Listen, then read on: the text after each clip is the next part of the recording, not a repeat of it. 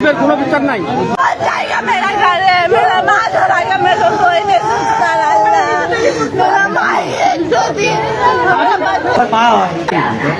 বয়স 50 বছর, তার পিত্তথলিতে পাথর। ইনার ধারে আমরা 3 বার আনলাম, 3 বার ইনি পরীক্ষা টরীক্ষা সব কিছু করলো। কন্ট্যাক্ট হলো 25,000 টাকা, উনি 1 পয়সাও কম নেবে না, তাতেও আমরা ভালো, আমরা সুস্থ মানুষ আইনে দিলাম। 3টার দিকে এরা ঢুকালো অডিতে, 4টার দিকে বার করলো। 4:15টার ভিতরে এরা বলে কি অবস্থা খুবই খারাপ, সিরিয়াস, হার্ট বন্ধ হয়ে গেছে, পাঞ্চ করে না, বুকের উপরে থাবলায় থাবলায় পুরো ব্লিডিং।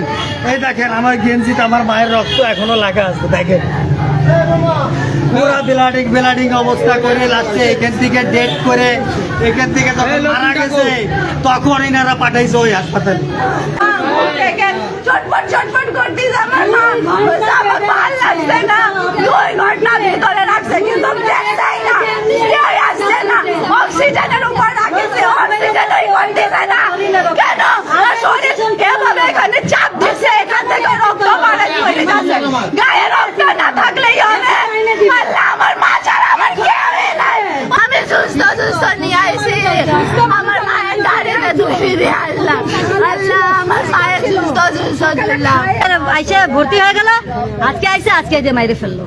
চেক আপ করে বললো পাথর আছে, ওষুধ খেলে ইনশাল্লাহ ভালো হয়ে যাবে। তা আমরা সেই মোতাবেক ওষুধ খাওয়ার পর, গরিব মানুষ বাসায় কাজ করে, ওষুধ খাওয়ার পর এখন দেখতেছে ওটা কমতেছে না, আবার আসলো, আসার পর বললো ঠিক আছে অপারেশন করতে হবে। তিনি বললো আমি তো গরিব মানুষ, আমি টাকা কোথায় থেকে পাবো, আমি কুরবানির পর এসে অপারেশন করাবো। ঠিক আছে তাই করাই চলে। আপনার রুগীর অবস্থা খুব ভালো, টেনশনের কথা নেই, ওই যাক আল্লাহ ভরসা। সেই হিসাবে উনি বাইর করে সিটের উপর দেওয়ার পরে তারপর দেখতেছি মানে এরকম মানে খিচুনি করতে হয়। তারপর ওনারা অক্সিজেন নাকি এনে মুখে দিয়ে তারপর বুকের পর খুব পাঞ্চ করতে